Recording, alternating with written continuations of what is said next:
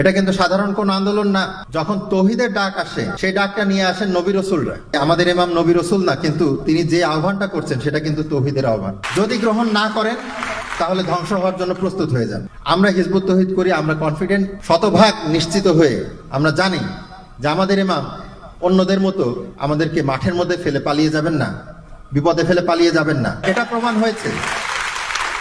প্রমাণ হয়েছে এই সেপ্টেম্বরে, প্রমাণ হয়েছে এই অগাস্টে, প্রমাণ হয়েছে। গত 1 মাস ধরে আমাদের বিরুদ্ধে যে সংগ্রাম, আমাদের বিরুদ্ধে যে প্রোপাগান্ডা এই মোল্লারা চালাচ্ছে, এই ধর্ম ব্যবসায়ীরা চালাচ্ছে, এলাকায় এলাকায় যে মব সৃষ্টি করার চেষ্টা করছে, আমাদের ইমাম তো আমাদের সঙ্গেই আছে।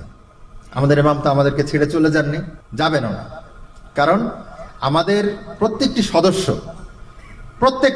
শিশু থেকে বৃদ্ধ পর্যন্ত প্রত্যেকটি সদস্য, আমাদের জীবনের একটাই ইচ্ছে যে আমাদের শেষ সদস্য শহীদ হওয়া পর্যন্ত ইনশাল্লাহ আমরা লড়াই চালিয়ে যাব। হিজবুত তৌহিদের ভিতরে নেতৃত্ব নিয়ে অন্তত কোনো সংকট নেই।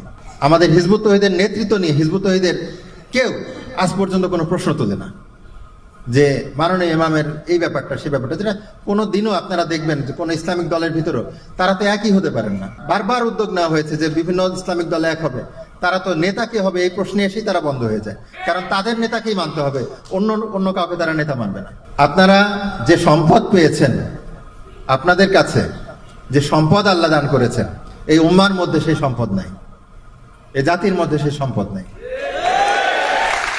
নিজেদের এই সম্পদকে নিজেরা যদি মূল্যায়ন না করতে পারেন, আপনারা হতভাগা হবেন।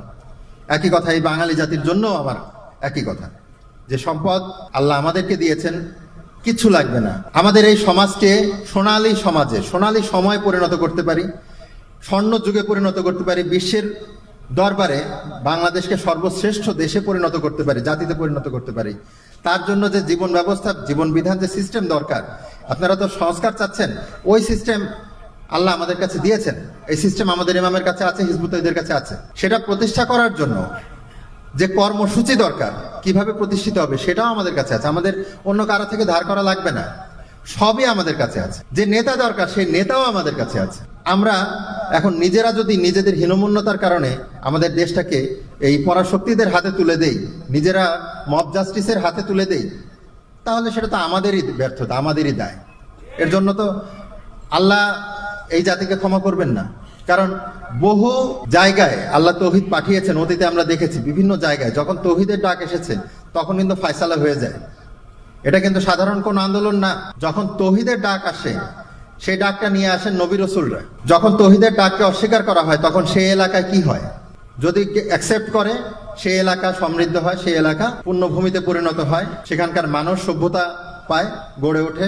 কিন্তু যদি তৌহিদের ডাক অ্যাকসেপ্ট না করে, সেই জাতি ধ্বংস হয়ে যায়। আমি ফাইনালি বলতে চাই, আমাদের ইমাম নবী রাসূল না, কিন্তু তিনি যে আহ্বানটা করছেন সেটা কিন্তু তৌহিদের আহ্বান। যদি গ্রহণ না করেন তাহলে ধ্বংস হওয়ার জন্য প্রস্তুত হয়ে যান, আপনারা ফিরাইতে পারবেন না।